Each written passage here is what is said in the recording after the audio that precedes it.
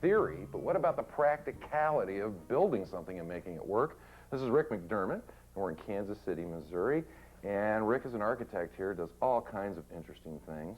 We looked at a lot of different additions, and buddy, you nailed it. I mean, you really did nail it. Well, thank you very much. Several things going on in this house. It's kind of a quasi-Georgian type of a house built sometime after the turn of the century. 1910. Yeah, it's a neat house in and of itself. But first of all, start off with why did they want more space, Rick? Well, I mean, clients' lifestyles change and evolve, and in order to adapt to that, you know, there needs to be certain changes done with the house to accommodate their lifestyle. Did they look within the space itself to see if they could find space, you know, within the existing structure and have no success?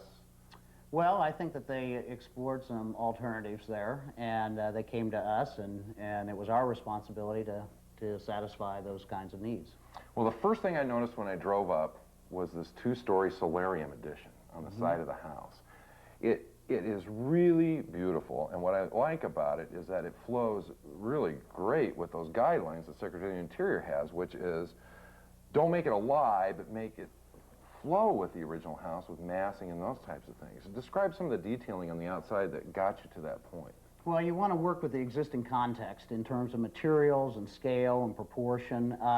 Some of the things that we did is we set that addition back from the original block of the house. Right, so it wasn't just a continuous front across the addition as well. Right. Yeah. So that if taken away, you could see what the original house was like. The scale of the siding, the corner boards, some of the trim details, certainly.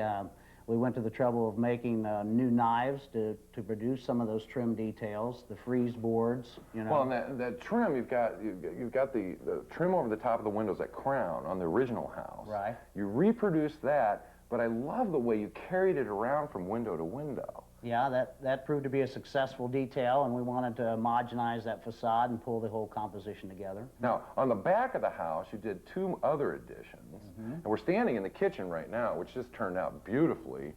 You had said that the owner felt like she was in like this dark cave. Right. Boy, she's not now. No, she's not. We opened this space up quite a bit to the exterior and to this, redesigned patio area and landscaping outside. Here's some original pictures of what that all looked like. You know, it's funny because it's dramatic, the change, but it does flow without being a lie. The original walls were just up here, so all of this behind us is actually addition. All this is new. And down the stairs, you've got a coat closet, and then it goes down to what, a wine cellar down in there? Yeah, a little wine cellar. Can't beat that. Well, one of the programmatic issues that we wanted to solve was get them as close to this detached garage here in conditioned space. And I think we accomplished that, and then undercover, underneath the pergola, into the garage itself, so they can go in and out of the garage without getting wet. Now, above the solarium, where we were talking about, of course, the solarium is beautiful. You know, it's like everybody thinks of a solarium. Is this really neat bedroom for the master bedroom, and then around the corner from that is the other addition you did with this beautiful bathroom. It's just a great layout, too.